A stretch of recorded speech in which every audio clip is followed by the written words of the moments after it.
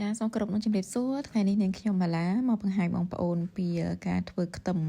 ចាខ្ទឹមនេះគឺខ្ទឹមស្ងួតទៅបងប្អូនងាយស្រួលប៉ុន្តែគ្រាន់តែថាស៊ីម៉ោងបន្តិចត្រូវការហាលវាច្រើនម៉ោងមែនតែនហើយណាមួយទៅតាមបងប្អូនធ្វើតិចធ្វើច្រើនអញ្ចឹងណាចាខ្ទឹមនោះយើងបកសបោឲ្យស្អាតអស់ទៅហើយហាន់ស្ដើងបែបនេះមករួចហើយយកវាទៅហាលរាយពេញនឹង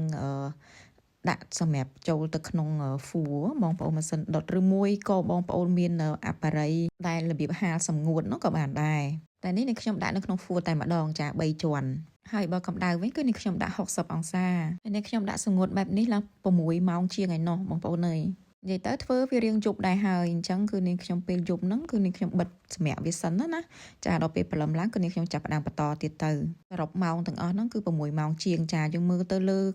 ខ្ទឹមណាបើច្បាច់ទៅស្រួយបែបនេះចាយើងប្រែវាយូរយើងប្រែវាត្រឡប់វាម្ដងអញ្ចឹងទៅធ្វើម៉េចឲ្យក្រៀមល្អ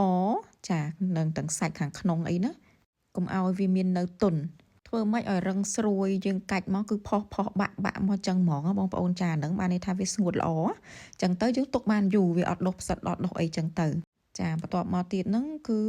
បងប្អូនចង់យកទៅបុកក៏បានបងប្អូនចង់យកទៅកិនក៏បានតែកិនទៅលឿនចាបុកវារៀងយូរណាហើយបងប្អូនចង់បានគ្រើមខ្លាំងគ្រើមតិចឬមួយក៏ម៉ត់ល្អអីអាហ្នឹងស្រេចតែតាមចំណូលចិត្តទៅ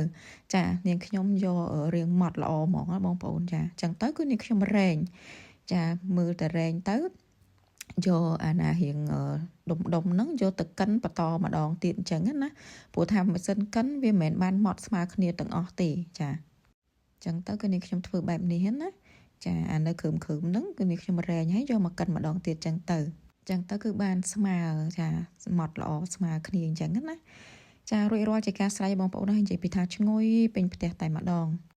យើងសបោខ្ទឹមសបោអីខ្ទឹមច្រើនណាបងប្អូនអាចធ្វើអញ្ចឹងបានចាស្រួលហើយយើងទុកបានយូរធ្វើម្ហូបធ្វើអីប្រឡាក់សាច់ឬមួយអីហ្នឹងគឺល្អមែនតែនចាហើយវាអត់ទៅខ្លោចអត់អីដូចខ្ទឹមដុំអីទេវាល្អមួយយ៉ាងម្នាក់ចាឥឡូវរួចរាល់ហើយនេះខ្ញុំចាប់ផ្ដើមដាក់ជ្រក់ចូលកែវអញ្ចឹងទៅចាទុកបានរាប់ឆ្នាំតែម្ដងអរគុណជួបគ្នាវីដេអូក្រោយ